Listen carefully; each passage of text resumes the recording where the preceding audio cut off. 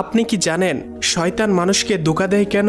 তো আল্লাহ তাআলা যখন শয়তানকে জান্নাত থেকে বের করে দিলেন, তখন শয়তান আল্লাহ তাআলাকে বলল, আপনি এই মানব জাতির জন্য আমাকে জান্নাত থেকে বের করে দিলেন, আপনার ইজ্জতের কসম, আমি আজীবনকাল এই মানব জাতিকে ধোঁকা দিতেই থাকবো। তারা যখন কোনো ভালো কাজ করতে চাইবে, আমি তখন তাদেরকে ধোঁকা দিয়ে খারাপ কাজের দিকে নিয়ে যাব। এইভাবে আমি তাদেরকে আপনার কাছ থেকে দূরে সরিয়ে নিয়ে যাব এবং তাদেরকে জাহান্নামী বানাবো। তখন আল্লাহ তাআলা শয়তানকে কি বলেছিলেন তা জানার আগে আপনি যদি মুসলিম ভাই বা বোন হয়ে থাকেন, তাহলে ভিডিওটিতে একটি লাইক এবং চ্যানেলটি সাবস্ক্রাইব করুন এবং আপনার সুন্দর নামটি কমেন্টে লিখে যান।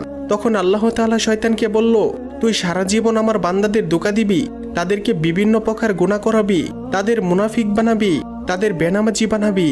কিন্তু আমার বান্দারা যদি জীবনে একবার হলেও তাদের গুনাহের প্রতি অনুতপ্ত হয়ে আমি আল্লাহর কাছে 2 ফোঁটা চোখের পানি ফেলে ক্ষমা চায়, আমি আল্লাহ তাদের জীবনের সমস্ত গুনাহ মাফ করে দেব।